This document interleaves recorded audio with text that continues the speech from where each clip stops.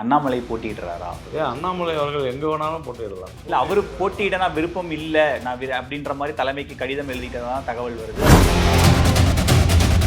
வாங்கப்பட்ட 27 தொகுதிகள் எப்படி இருக்கு வெற்றி வாய்ப்பு? 27 தொகுதியிலும் பிஜேபி ஜெயிக்கும். தொகுதிகள் பட்டியலை பார்க்கும் போதே நமக்கு தெரியும். இல்லை கௌதம், திமுக எங்கெல்லாம் ஸ்ட்ராங்கா இருக்காங்க.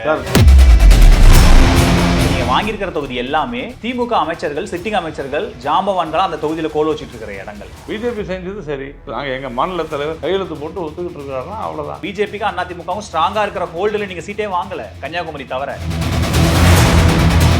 கற்பனையா கேள்வி கேட்கறது நீங்க, கான்பிடண்டா பதில் சொல்றது நான். சிட்டிங் அமைச்சர் நம்ம காலி பண்ணோம் அப்படின்னு சொல்லி தான் நமக்கு ஒப்புதல் இல்லாம கையெழுத்து போடுவாங்களா சார்? கடைசி நேரத்தில் வேற வழி இல்லாம கூட கையெழுத்து போடலாம் சார். இந்த முறை திமுக கோயம்புத்தூர்ல அதிமுக பாஜகவை வீழ்த்துறதுக்கு செந்தில் பாலாஜிங்கிற ஒரு வெப்பனை களம் இறங்கியிருக்காங்க. செந்தில் பாலாஜி சிறைக்கு செல்வதற்கு முன் சிறைக்கு சென்று வந்த பெண் சிறையில இருந்தே கரூரையும் கோயம்புத்தூரையும் வெற்றி பெற வச்சவர். யாருமே விதிவிலக்கல்ல. தோல்வி அடைவது யாருக்குமே நான் அதை ஒத்துக்கிறேன் சார். இவ்வளவுதான் விஷயம். செந்தில் பாலாஜி அதான் பண்ணுவார். ஃபேக்டா பார்த்தா அப்படி எதுவுமே நடக்கலையே, இந்த முறை மட்டும் எப்படி நடந்துரும் கேட்குறேன். வானதி அப்போ செந்தில் பாலாஜிக்கு பயந்து தான் தொகுதி மாறிட்டாங்கன்னு எனக்கு Senthil Balaji. hi-fi housing and properties தேடத விடுங்க, தேர்வு செய்யலாம் வாங்க. Call 9962557557. சம்மர் வந்தாச்சு. What's your plan for this holiday?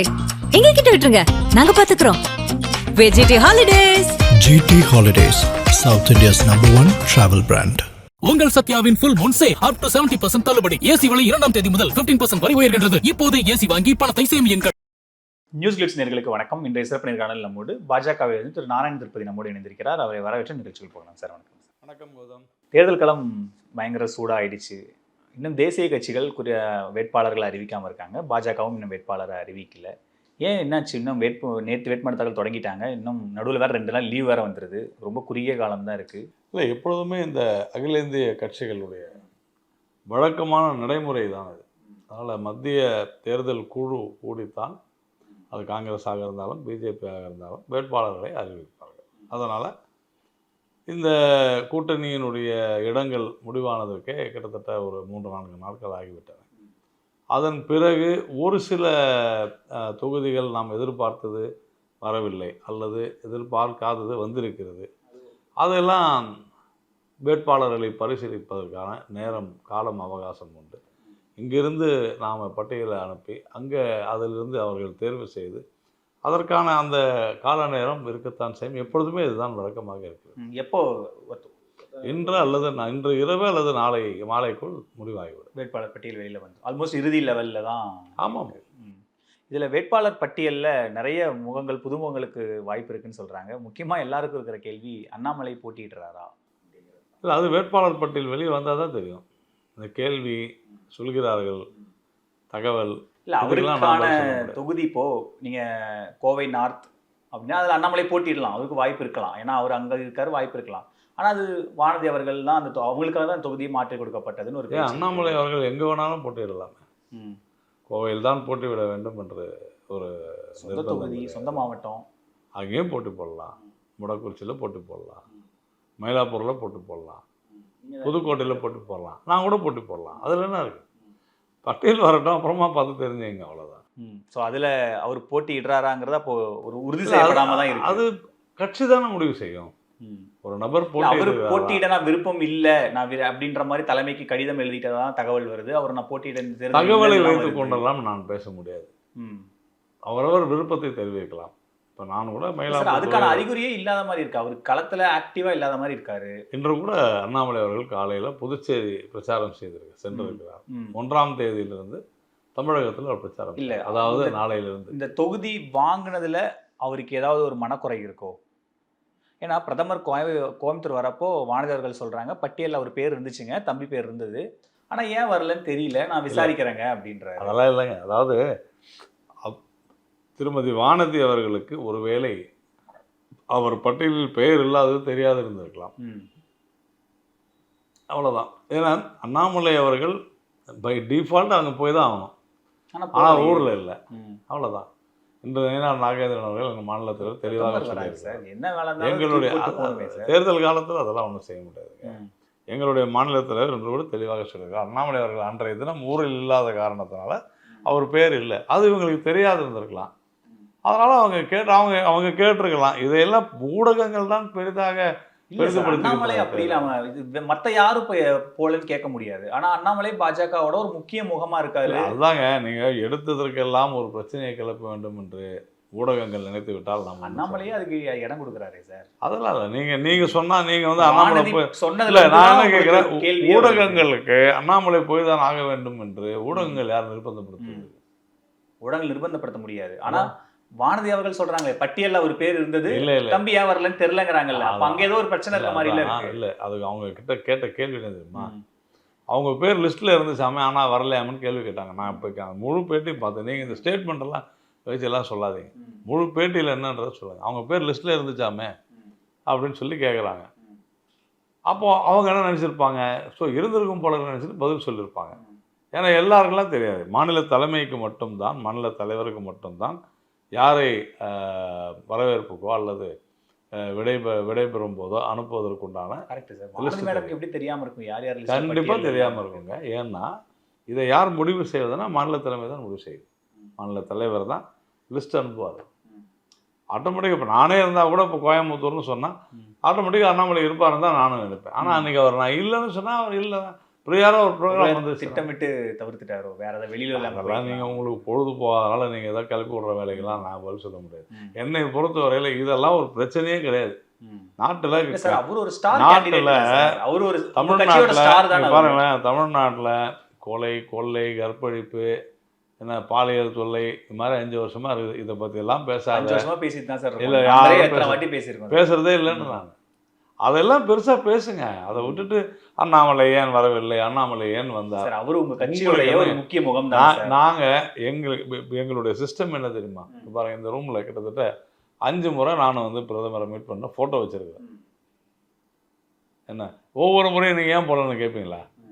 நிறைய பேருக்கு வாய்ப்பு கொடுப்போம், அப்படி வந்துட்டு போயிட்டே இருங்க, அவ்வளவுதான். இது ஒரு விஷயமே இல்லை. அது மற்றவங்களுக்கு ஓகே, அண்ணாமலைக்கும் அதே எல்லாருக்குமே அதாங்க. அவர் கூட நினைச்சிடலாம், சரி இன்னும் எனக்கு பதிலாக இன்னொருத்தர் பார்க்கணும்னு நினைச்சிருக்கலாம். உங்களுக்கு அதில் என்ன பிரச்சனை? இது ஒரு விஷயமே இல்லைன்ற அப்புறமா நீங்கள் அதை பெருசாக பேசிட்டு இருக்கீங்க. இல்லை, கூட்டணிக்குள்ள அது ஒரு இபிஎஸ் வெர்சஸ் அண்ணாமலை அப்படின்ற அந்த ஈகோ கிளாஷ் இன்னும் சரியாகலையோ? அதெல்லாம் உங்கள் ஆசை, நம்ம என்ன செய்ய முடியும்? உங்கள் ஆசைக்கெல்லாம் நான் பதில் சொல்லிட்டு முடியுமா? மீடியாவோட ஆசை அது. ஏதாவது ஒரு பிரச்சனையை கிளப்பிக்கிட்டே இருக்கணும், பொழுது போகல செய்யுங்க. இப்போ இந்த வாங்கப்பட்ட 27 தொகுதிகள் எப்படி இருக்கு வெற்றி வாய்ப்பு? 27 தொகுதியிலையும் பிஜேபி ஜெயிக்கும். திருப்தியாக தான் இருக்கீங்களா வாங்கின தொகுதிகள்? அப்படி இல்லை, இப்போ நீங்கள் அதிமுக போய் கேட்டிங்கன்னா அவங்க கூட பாருங்கள் பல இடங்களில் பிரச்சனை, எங்களுக்கு இந்த தொகுதி வரல அப்படின்னு. திமுகவும் காங்கிரஸ் வந்தபோது அவங்களுக்குள்ள பிரச்சனை சார். ஆனால் அதெல்லாம் பாருங்க, கூட்டணினா இருக்குதான் செய்யும் ஒவ்வொரு தொகுதியிலும். ஓகே, ஆனால் இந்த முறை திட்டமிட்டு இபிஎஸ் உங்களை கூட்டணி கட்சிகளை பழி வாங்கிட்டாருன்ற மாதிரி தானே இருக்கு. அது உங்களுக்கு இபிஎஸ் மேலே ஏதாவது குறை சொல்லணும்னு சொல்லுவீங்க, அவ்வளோதான். மற்றபடி எனக்கு தெரிஞ்சவரெல்லாம் நாம் ஏற்றுக்கொண்டோம், அவ்வளோதான், முடிஞ்சு போச்சு. கூட்டணி கையெழுத்து போட்டு நாங்கள் ஏற்றுக்கொண்டோம் அப்படின்னு கையெழுத்து போடும்போது நீங்கள் உங்களுக்கு இது பிடிக்கலையாமே அப்படின்றது என்ன அர்த்தம்? கையெழுத்து பிடிக்கலன்னா கையெழுத்து போடுவாங்களா? இல்லை, அது ஒரு அதான் சொல்கிறேன். அப்போ என்ன நிர்பந்தம் இருந்துச்சு? அப்போ இபிஎஸ் என்ன பார்கெனிங் டஃபாக பண்ணி உங்களுக்கு என்ன எனக்கு புரியல. நிர்பந்தம் யார் உங்களுக்கு சொன்னது நிர்பந்தம்? கூட்டணி பேச்சுவார்த்தையில ஒரு சில தொகுதிகள் பட்டியலை பார்க்கும் போதே நமக்கு தெரியும். இல்லை கௌதம், திமுக எங்கெல்லாம் ஸ்ட்ராங்கா இருக்காங்க சார். நீங்கள் வந்து ரொம்ப பெரிய ஆள், எங்களுக்கு அரசியல் தெரியாது, உங்களுக்கு தெரியும். நான் சொல்றது மீடியாவை அதை பார்க்கும்போதே எங்களுக்கு தெரியும். சொல்லிட்டு போங்க, நீங்களே ரிசல்ட்டையும் சொல்லிடுங்கன்ற. அதெல்லாமே நீங்களே ரிசல்ட்டையும் சொல்லிடுங்க சார். என்னன்னா இல்லை சார், நான் என்னன்னா எல்லா கட்சிகளுக்கும் ஒரு பிராந்திய பலம் இருக்கும். அதிமுக ஒரு இடத்துல பலமா இருக்கும், ஒரு இடத்துல வீக்கா இருக்கும். திமுக ஒரு இடத்துல பலமா இருக்கும், வீக்கா இருக்கும். பிஜேபி ஒரு இடத்துல பலமா இருக்கும், ஒரு இடத்துல பிஜேபி தமிழ்நாட்டுல பிஜேபி எங்கெல்லாம் பலமா இருக்கும் அங்க தொகுதி இல்லையே. பிஜேபி தமிழ்நாட்டுல மிக பலம் வாய்ந்த மாவட்டத்தில் கோயம்புத்தூர், கன்னியாகுமரி காங்கிரஸ் தான் பலம். நான் சொல்றேன், நீங்க இப்ப நான் சொல்வது ஒரு மாவட்டத்துல அதிக பலம் வாய்ந்தது கன்னியாகுமரி, அதுக்கு அடுத்து கோயம்புத்தூர்.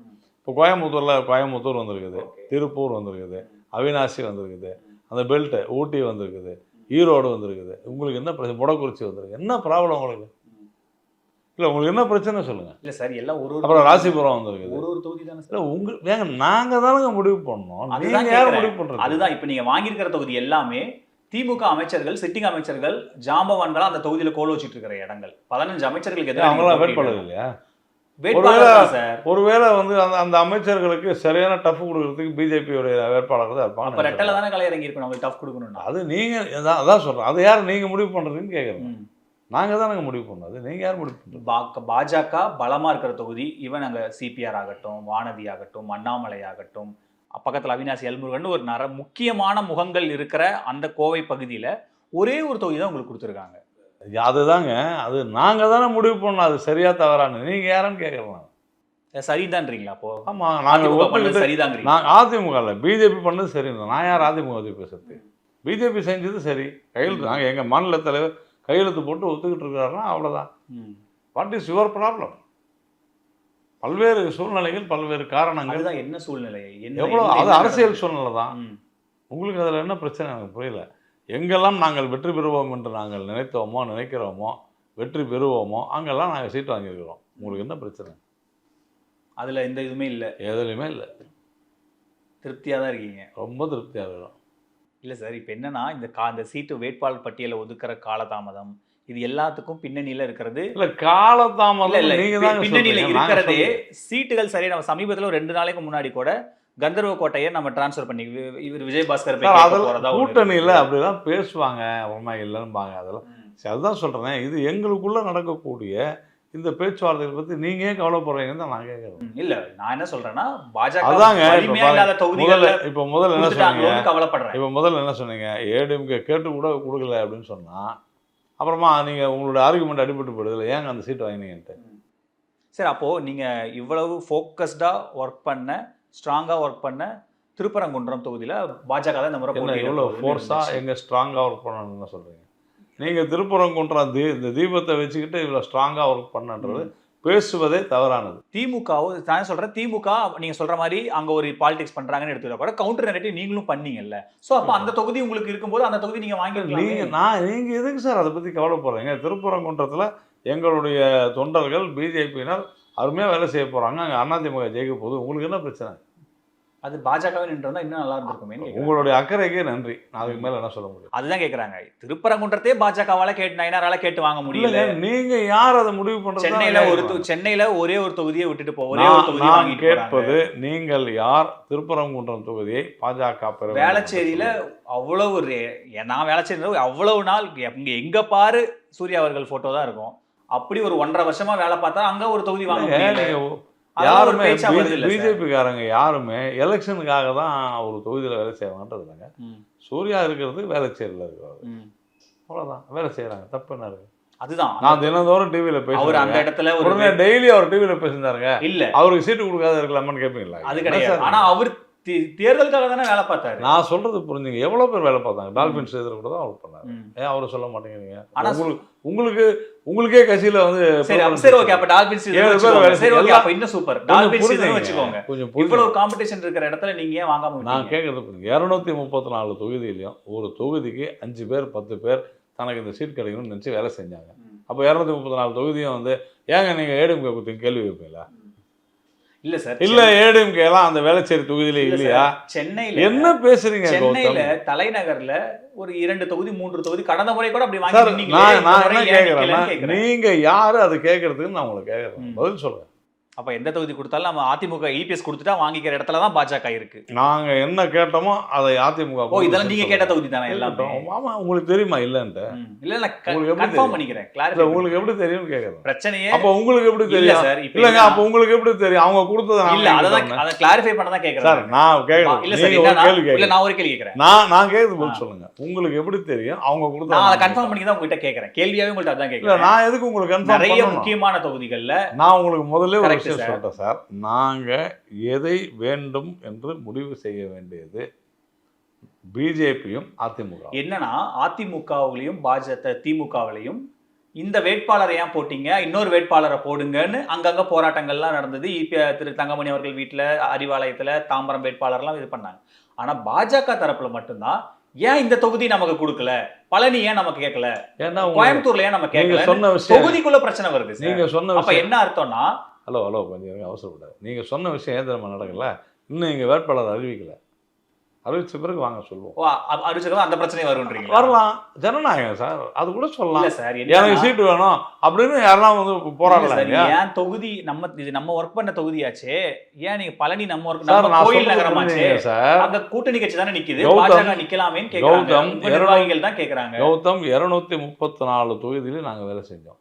234 தொகுதியில அதிமுக வேலை செஞ்சிச்சு. அதிமுக 234 தொகுதியில நிக்குதா?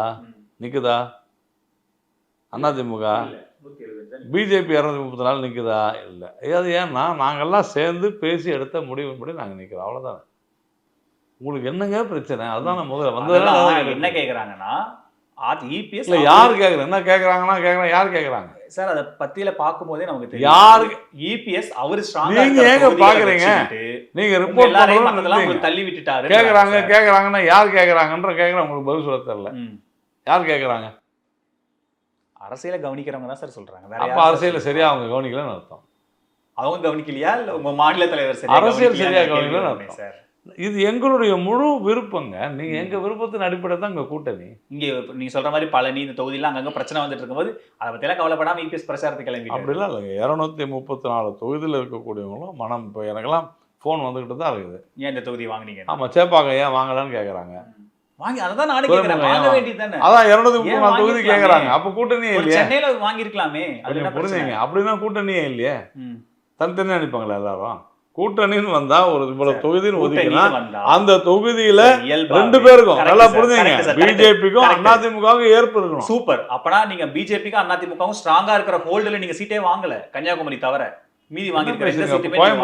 கோயம்புத்தூர் சொன்னேன், ஒரு தொகுதி வாங்கிருக்கீங்க. 9 தொகுதி. கோயம்புத்தூர்னா நீங்க கோயம்புத்தூர் உள்ளே பேசாதீங்க, ஊட்டி வாங்கிருக்கணும், நீலகிரி. அது காங்கிரஸ். அதே மாதிரி காங்கிரஸ்க்கு சார் நான் என்ன கேக்குறேன், நீங்க பலமா இருக்கிற ஜோனை விட்டுட்டு அது பக்கத்துல இருக்கிற தொகுதி, அதுதான் சார் இபிஎஸோட ராஜதந்திரம் சார். என்ன புரியும்? நீலகிரியில் நாங்கள் எத்தனை முறை எம்பி சீட்டு ஜெயிச்சு வந்தோம். அங்க காங்கிரஸ் இப்ப எவ்வளவு பலமா இருக்காங்கன்னு பாக்குறோம்ல சார். ஒரு நீங்க இப்ப ஊட்டி நாங்க ஜெயிக்கிறோம் பாக்குறீங்களா? அவினாசி ஜெயிக்கிறோம் பாக்குறீங்களா? நீலகிரி பாராளுமன்ற தொகுதியில 2 தொகுதி இருக்கு. நான் மையத்தை பத்தி பேசுறேன், நீங்க வந்து அதுதான் இபிஎஸோட ராஜதந்திரம் நான் சொல்றேன். அது நீங்க உங்களுடைய பார்வையில எது ராஜதந்திரம் எது இல்ல, ஒரு அழகா கோயம்புத்தூரை எவ்வளவு அழகா செக்யூர் எங்களை பொறுத்த வரையில நாங்கள் ஏற்றுக்கொண்டிருக்கிறோம், இவ்வளவுதான் விஷயம். உங்களுக்கு என்ன பிரச்சனை நான் கேட்டா பதில் சொல்ல மாட்டேன். உங்க தொண்டர்கள் தான் கேக்குறாங்க, நான் கேட்கல. எல்லா நான் தொகுதியும் சொல்றேன், 234 தொகுதியில் இருக்கக்கூடிய தொண்டர்கள் கண்டிப்பாக கேட்பார்கள். இப்ப கடலூர் மாவட்டத்துல ஒரு சீட்டு கூட இல்ல. கடலூர் மாவட்ட தலைவர் கூட போன் பண்ணுங்க, என்னன்னு திருச்சி போயிருந்தேன் முதல் நாள். திருச்சிக்குள்ள எங்களுக்கு சீட்டே இல்லை. திருச்சி மாவட்டத்துல ரொம்ப டென்ஷன்ல தான் இருக்கிறாரு. ஆனாலும் கட்சி என்ன சொல்லிச்சோ செய்வாங்க. உங்களுக்கு என்ன இப்போ புதுக்கோட்டையில் 3 தொகுதி வந்துருக்கு. இதெல்லாமே ஒரு பெர்முடேஷன் காம்பினேஷன், ஏதோ ஒரு சில விஷயங்கள். அதனால் நம்ம செய்கிறோம், நம்ம ஜெயிக்கணும், அவ்வளோதான். எங்களை பொறுத்தவரைக்கும் தேசிய ஜனநாயக கூட்டணி ஜெயிக்க வேண்டும், ஜெயிக்கும். இப்போ கடந்த முறை வெற்றி பெற்ற திரு நயினார் நாகேந்திரன் ஆகட்டும், வானதி அவர்கள் இந்த முறை அந்த தொகுதியில் போட்டியிடாமல் தொகுதி மாறி நிற்கிறாங்க. வானதி அவர்கள் நார்த்லேருந்து இன்னும் அஃப்கோர்ஸ் வரலை, ஆனாலும் அந்த தொகுதி அவங்களுக்கு இல்லைன்னு கன்ஃபார்ம் ஆயிடுச்சு. ஏன்னா அங்கே அதிமுக கேண்டிடேட் போட்டாச்சு, திருநெல்வேலியிலும் அதிமுக கேண்டிடேட் போட்டாச்சு. ஸோ அப்படிங்கும்போது அவங்க தொகுதி மாறுறாங்கிறது உறுதியாயிடுச்சு. உங்களுக்கு கூட்டணி என்ன அப்படி இல்லைங்க, கூட்டணின்னு வரும்போது அவங்க அங்கே நிற்கணும்னு முடிவு பண்ணிருக்காங்க, அவ்வளோதான். இதில் என்ன பெரிய விஷயம் மாறுறதுல சார்? நம்ம அந்த தொகுதிக்கு ஸ்டாலின் அவர்கள் வந்து குளத்தூர்லேயே இருந்துட்டு இருக்காரு பிறந்ததுல இருந்த அரசியல். ஆனால் 4 எலெக்ஷன் நிற்கிறாரு. கருணாநிதி அவர்கள் நாங்கள் உங்களுக்கு அப்போ அளவுக்கு அவர்படி தான் எல்லாரும் நிற்கணுமா? 4 முறை நிக்கணும்ன்றது ஒரு சட்டம். ஒரு கணக்கு இருக்கும்ல. நான் கேக்குறது 4 முறை நிக்கணும் சட்டம். வானதி அவர்கள் தொகுதி மாறுறது, நயினார் அவர் தொகுதி மாறுறதுக்கோ என்ன கணக்கு? கூட்டணியில அந்த தொகுதி வருது, சரி அவங்க வந்து பிரபலமானவர்கள் நிக்கட்டும், தப்பு என்ன இருக்குது? உங்களுக்கு என்ன பிரச்சனை? நான் மறுபடியும் ஒரு விஷயம் தாங்க உங்களுக்கு கேட்குறேன், இதை நாங்கள் பார்த்துக் கொள்கிறோம், நீங்கள் ஏன் கவலைப்படுகிறது? அதெல்லாம் நீங்க பாத்துக்கோங்க. எனக்கு என்ன ஒரு சந்தேகமா கேட்கறேன், ஏன் அப்படி தொகுதி மாறுறாரு? சந்தேகமே வேண்டாம், இதுதான் விஷயம். கூட்டணியில அந்த தொகுதி இல்லை, அதனால இங்க நிக்கிறாங்க. ஏன்னா அங்க ஒருவேளை நம்ம திருநெல்வேலியில நின்னா திமுக பலமான இருக்காங்க, அதிமுக. அப்போ சாத்தூர் பயங்கர பலம்னு ஒத்துக்கிறீங்களா? அது தெரியாது, அது மட்டும் தெரியாது, ஆனா திருநெல்வேலி மட்டும் தெரியுமா? என்ன மாதிரியான கேள்வி உங்களுக்கு சொல்லுங்க. இல்ல சார், நம்ம ஒரு கேண்டிடேட்டை நம்ம இது பண்றோம். நான் கேட்கிறேன் அந்த கேள்வியோட திருநெல்வேலியில நயினார் நிக்கலன்னா அங்க பலம் இல்லைன்றீங்க, சாத்தூர்ல நிக்கிறாருன்னா அது எனக்கு தெரியலங்க அப்படின்ற. அதுதான் ஒருவேளை இபிஎஸ் அதை நிர்பந்திக்கிறாரான்னு கேட்கிறேன். இது வேணாம், இது நாங்க நிக்கிறோம், நீங்க வெளில இல்லைங்க, நாங்க கூட நிர்பந்திச்சிடலாம், சாத்தூர் தான் வேணும்னு. உங்களுக்கு எப்படி தெரியும்? அதுதான் நீங்க ரூமுக்குள்ள உட்காந்து ரூமுக்குள்ள இது எல்லாமே யாரு டிஸ்கஸ் பண்ணாங்களோ அவங்க தான் சொல்லணும். நீங்க ஏன் அது நீங்கள் யூகத்தின் அடிப்படையிலாம் கேள்வி கேட்காதீங்க. சரி, ஓகே. அப்போ ஃபேக்ட்லேருந்தே பேசுவோம். இப்போ நீங்க கொடுத்த பட்டியல் படி 15 சிட்டிங் அமைச்சர்கள் எதிர்த்து போட்டியிட வேண்டியதா இருக்கு. சரி, எல்லாருமே அந்தந்த பகுதிகளில் இல்ல, அவங்கெல்லாம் யாருங்க? 4 முறை, அவ்வளவு 5 முறை அந்த பகுதிகளில் அவ்வளவு செல்வாக்கோட நல்லா இருக்கிற ஆட்கள். திமுகவினுடைய வேட்பாளர் வெற்றி பெற்று அமைச்சரானாரா இல்லை அமைச்சர் அதனால திமுக வேட்பாளர்? சார், அதெல்லாம் தாண்டி அந்த பகுதியில அவங்களுக்குன்னு சொந்த செல்வாக்கு இருக்கு சார். அவங்க அந்த மாதிரியான ஒரு அனுபவத்தை 4 வளர்த்து பேர் வச்சிருக்காங்க சொல்லுங்க, சார். 4 பேர் சொல்லுங்க. அவன் நேரு தோத்ததே இல்லையா தெரியுமா உங்களுக்கு? தோத்துருக்காரு. அப்புறமா ஆனா அது எப்ப தோத்தாரு? ஸ்டாலின் ஒட்டு தோத்ததே மொத்தமா இல்லையா? அலையா அடிச்சுட்டு வந்தப்ப தோத்தாங்க. ஸ்டாலின் தோத்ததே இல்லையா? தோத்துருக்காரு. அப்புறமா அவ்வளவுதாங்க. இந்த முறை தோப்பாங்க பாருங்க. இல்ல, ரொம்ப அதீத கற்பனையில இருக்கீங்களோன்னு ஒரு டவுட் இருக்கு சார் எனக்கு.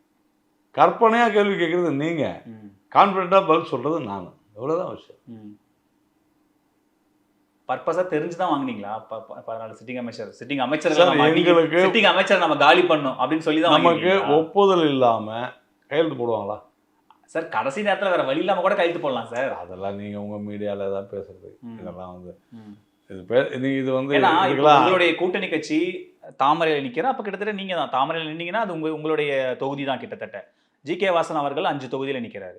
அதில் 3 தொகுதி அவருக்கும் சிட்டிங் அமைச்சர். ஒரு தொகுதி கும்பகோணத்தில் இல்லைங்க, இவன் ஒரு சாக்கோட்டை விஷயம் அன்பழகன் நிற்கிறாரு. அவர் 4 வருஷம் அவர் தான் 30 வருஷம் அவர் தான் ஜெயிச்சுக்கிட்டு இருக்காரு. சரி, சிட்டிங் அமைச்சர் அப்படின்னு சொன்னா என்ன உங்களுக்கு பிரச்சனை? பலமான தொகுதி சார் அது.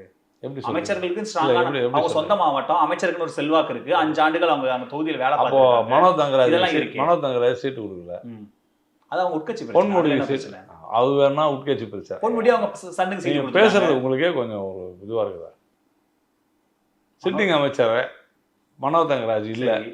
என்னன்றீங்க? சரி, அதுல என்ன பிரச்சனை? அதுல உங்களுக்கு என்ன? அது உங்களுக்கு இல்ல, அதான் உங்களுடைய மெயின் செட் எப்படி இருக்குது பாருங்க. இல்ல அதுல உங்களுக்கு என்ன சிக்கல்னு கேக்குறேன். நான் எங்களுக்கு என்ன ஒரு கேக்குறேன்? சிக்கல் இல்ல 15 அமைச்சர் சார். அவங்களுடைய அப்ப மனோ தங்கராஜ் ஏத்து நிக்கிறதுக்கு விருப்பப்படுறீங்களா? இல்லங்க, நான் சொல்றது புரிஞ்சு பண்ணுங்க. நீங்க சிட்டிங் நீங்க அமைச்சர் சந்தோஷப்படுங்க. இல்லன்னா கவுண்ட் 17 ஆயிருக்கும் மனோ தங்கராஜ் வந்திருந்தாருன்னா. கௌதம் சிட்டிங் அமைச்சர்னாலே அவங்க வந்து ரொம்ப பலம் வாய்ந்தவர்னு சொல்றீங்க. அப்ப மனோ தங்கராஜ் பலவீனமானவரா? தலைமை அப்படி நினைக்குது. அந்த மாதிரி எங்களுடைய தலைமை அமைச்சர்களை எதிர்த்து நிக்கணும்.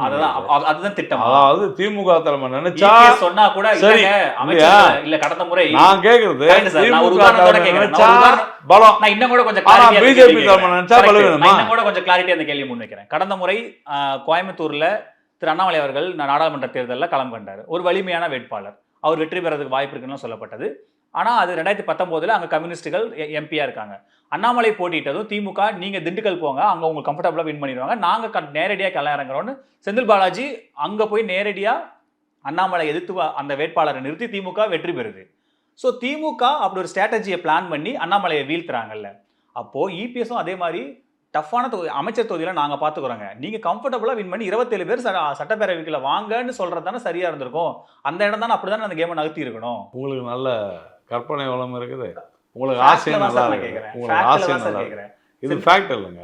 நான் மறுபடியும் சொல்றேன், நீங்க பிஜேபி அண்ணாமலை தோற்கடிக்கப்படலங்கிறது ஃபேக்ட் இல்லைன்றீங்க, அங்க திமுக நிக்கலங்கிறது ஃபேக்ட் இல்லைங்க. நீங்க வெற்றி தோல்விலாம் சகஜங்க. என்ன பேசுறீங்க நீங்க? இல்ல நீங்க என்ன பேசுறீங்க? அது ப்ராப்பரா ஸ்கெட்ச் போட்டு தூக்கிட்டாங்க சார் திமுக. சும்மா நீங்க அந்த சினிமா இல்லன்னு சொல்லுவீங்க சார், நீங்களே சொல்லுங்க சார். இல்லன்னு சொல்லுவீங்க. இல்லதாங்க, ஏன்னா போன முறை கோயம்புத்தூர்ல ஒரு தொகுதி கூட திமுக ஜெயிக்கல. இப்பதான் நடக்குது. அது இபிஎஸோட ஸ்கெட்ச், அதை நான் ஒத்துக்கிறேன். இப்பதான் நடக்க போகுது. இப்பதான் நடக்குது. அது அண்ணாமலை அடுத்த கேள்வியா வரேன். இந்த கேள்வி பதில் சொன்னீங்கன்னா செந்தில் பாலாஜி கேள்வி அடுத்து. நீங்க கேக்குறது ஒரு கேள்வியே இல்லை, உங்க ஆசையை சொல்றீங்க அவ்வளவுதான். உங்களுடைய ஆசையை நீங்க சொல்றீங்க அவ்வளவுதான். இதுல ஏன் ஆசை என்ன இருக்கு? நான் ஃபேக்ட்ல இருந்தா கேள்வியை முன்வைக்கிறேன். தவறா சொல்றீங்கன்ற நாங்க உங்களுடைய வியூவே உங்களுடைய வியூவே ப்ரோ டிஎம்கேவா இருக்கு. இல்ல, நான் நீங்க பேசுறதுக்கு எதிர்நிலையில இருந்து கேள்வி கேட்கறதுனால உங்களுக்கு ப்ரோ டிஎம்கேவா தோணலாம். ஆனா என்னன்னா கூட்டணிக்கு அதை விட்டுருங்க, அது பிரச்சனை இல்ல. கூட்டணிக்கு தலைமை தாங்கற நான் பிஜேபி கரெக்ட் சார். நான் அப்படிதான் பேசுவேன், அப்படிதான் பேசணும். அதுக்கு எதிர்நிலையில இருந்து கேள்வி கேட்டா தானே விவாதம். எதிர்நிலை இல்ல, அப்படி கிடையாது. நீங்க என்ன சொல்றீங்கன்னா திமுக நினைச்சா பலம், அது கரெக்ட். பிஜேபி நினைச்சா பலவீனம் பேசுறது அது பிரச்சனை. எதிர்நிலை என்னன்னா ஒரு கூட்டணிக்கு தலைமை தாங்கற பெரிய கட்சி கூட்டணி கட்சிகளை சேர்த்து வெற்றி பெற வச்சு அந்த அரசோட நம்ம எல்லாம் சேர்ந்து வெற்றி பெற நினைக்கிறது தானே ஒரு கூட்டணி தலைவருக்கான அழகு. அந்த இடத்துல இபிஎஸ் ஏதோ மிஸ் பண்றாருன்னு விமர்சனம் இருக்கு. எப்படி மிஸ் பண்றாருன்னு நினைக்கிறீங்க? அதுதான் நான் சொன்னேன். இப்ப நம்ம பேசிட்டு இருக்கிற மயிலாப்பூர் அதிமுக ஒரு 20 ஆண்டு காலம் வெற்றி பெறாத, ஒரு 25 ஆண்டு காலம் 24 ஆண்டு காலம் வெற்றி பெறாத தொகுதியை தமாக கொடுத்திருக்காங்க. இல்லங்க, இப்படியான செலக்ட் பண்ணி அவர் கரெக்ட்டா பிளான் பண்ணிருக்காரு சார். இல்ல கௌதம், நான் சொல்றது புரிஞ்சு பண்ணுங்க. எந்த ஒரு கூட்டணியுமே அந்தந்த கட்சிகள் ஏற்றுக்கொண்டாலே ஒழிய கையெழுத்து போட மாட்டாங்க. அவ்வளோதான். முழுமையாக கூட்டணியில் ஏற்றுக்கொண்டு போட்டியிடுகிற சூழல்ல உங்களுக்கு வந்து நீங்கள் ஏதாவது ஒரு பிரச்சனையை கிளப்ப முடியுமான்னு கிளப்பாதீங்க. என்ன இருக்கு சார், வேற வழி இல்லாம கையெழுத்து போட்டீங்கன்னு ஒரு ஆங்கிள். அதுதாங்க, அந்த மாதிரி ஒரு விஷயமே இல்லைன்ற. வேற வழி இல்லாத கையெழுத்து போது குழந்தைங்களா? நான் சொல்றது கேளுங்க, வேற வழி இல்லாத கையெழுத்து போது குழந்தைங்களா? Correct sir. எல்லாருக்கும் அரசியல் அனுபவம் இருக்கு. அப்புறமா இப்ப பாமகவுடைய தொகுதிகளை நம்ம எடுத்துக்கிட்டோம். பாமக எங்கெல்லாம் அவங்க ஸ்ட்ராங்கா இருக்காங்களோ, எங்கெல்லாம் அவங்களுக்கு வெற்றி வாய்ப்பு இருக்கோ, கடந்த தேர்தல் அவங்க எங்கெல்லாம் அவங்களுடைய வாக்கு எண்ணிக்கையை ப்ரூவ் பண்ணாங்களோ 24, 29 அதுல 97% தொகுதிகளை அவங்க வாங்கிட்டாங்க. சொல்றது புரிஞ்சுங்க. திமுக பயங்கர வீக்காக இருக்குது. 234 தொகுதியில் நாங்கள் எங்கே இருந்தாலும் ஜெயிப்போம். இவ்வளவுதான் விஷயம். இப்போ இந்த முறை திமுக கோயம்புத்தூர்ல அதிமுக பாஜகவை வீழ்த்துறதுக்கு செந்தில் பாலாஜிங்கிற ஒரு வெப்பனை களம் இறக்கி இருக்காங்க.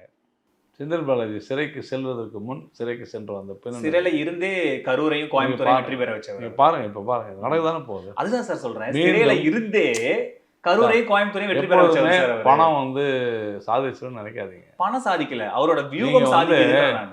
எல்லாருமே ஒரு சில பேரை கதாநாயகன் ஆகணும்னு துடிக்காதீங்க.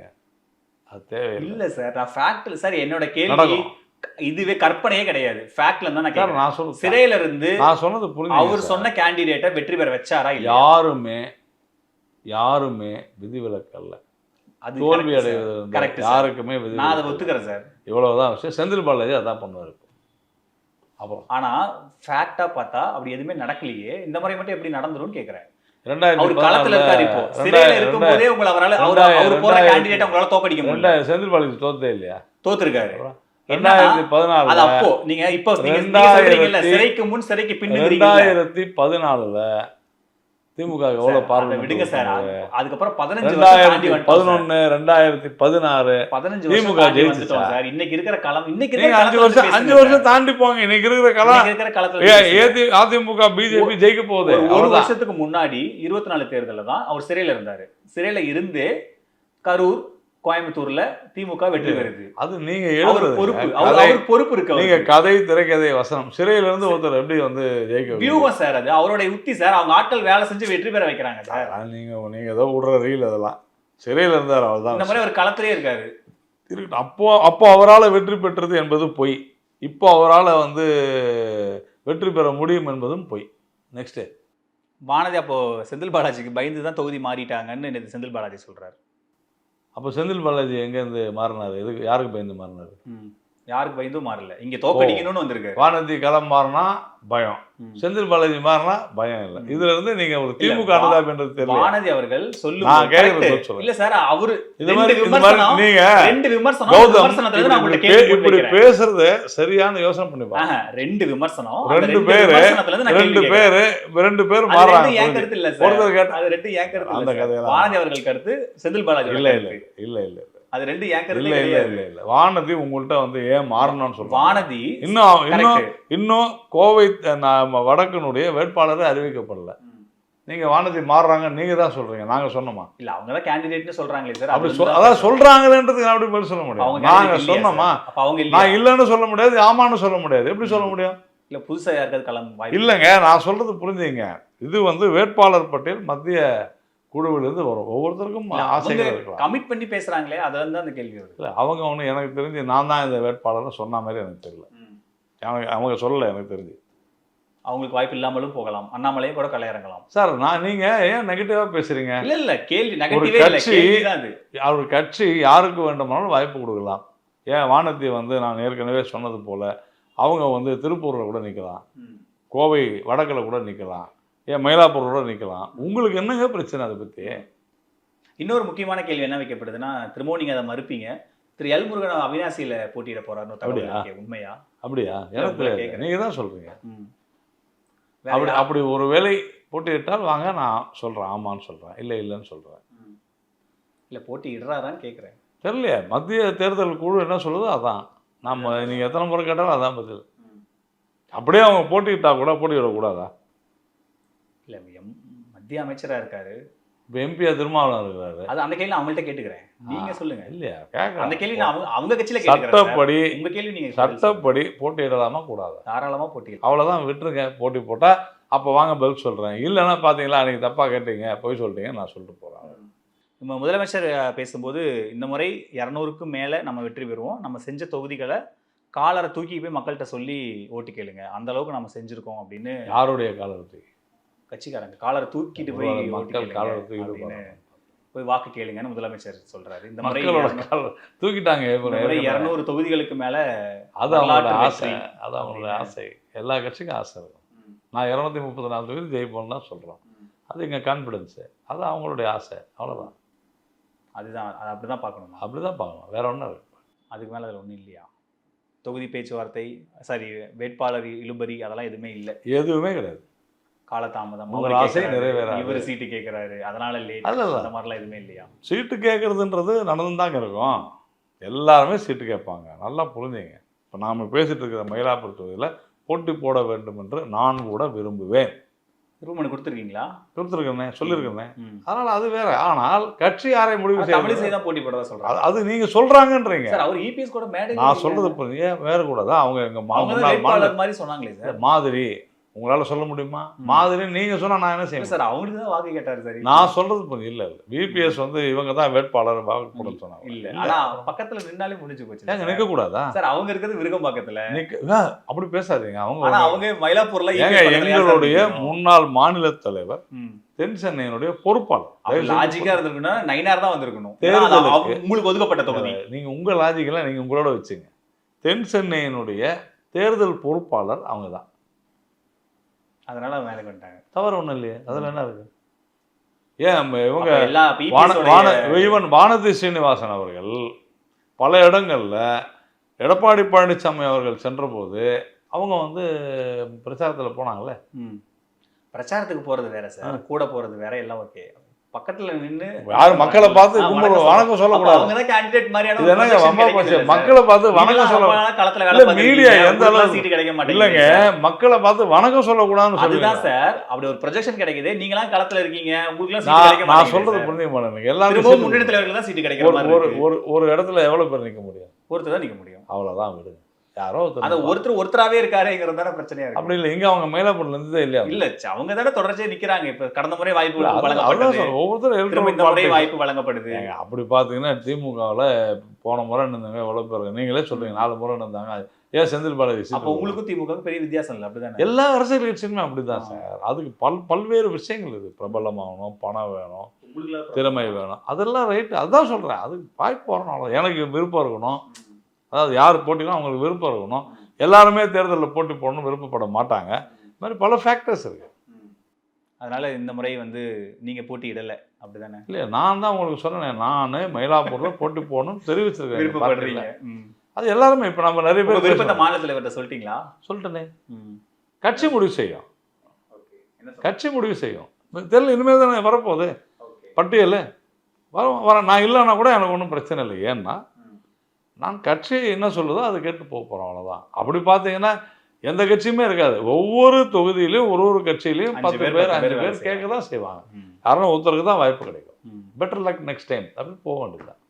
நன்றி சார், நேரத்தை எங்களோட சந்திச்சதுக்கு நன்றி. i5 ஹவுசிங் அண்ட் ப்ராப்பர்ட்டிஸ் தேடுத விடுங்க, தேர்வு செய்யலாம் வாங்க. கால் 9962557557. சம்மர் வந்தாச்சு. What's your plan for this holiday? எங்க கிட்ட விட்டுருங்க, நாங்க பாத்துக்கிறோம். VGT holidays. GT Holidays, South India's #1 travel brand. உங்கள் சத்யாவின் full முன்சே up to 70% தள்ளுபடி. ஏசி விலை 2ஆம் தேதி முதல் 15% வரை உயர்கின்றது. இப்போது ஏசி வாங்கி பணத்தை சேமியுங்கள்.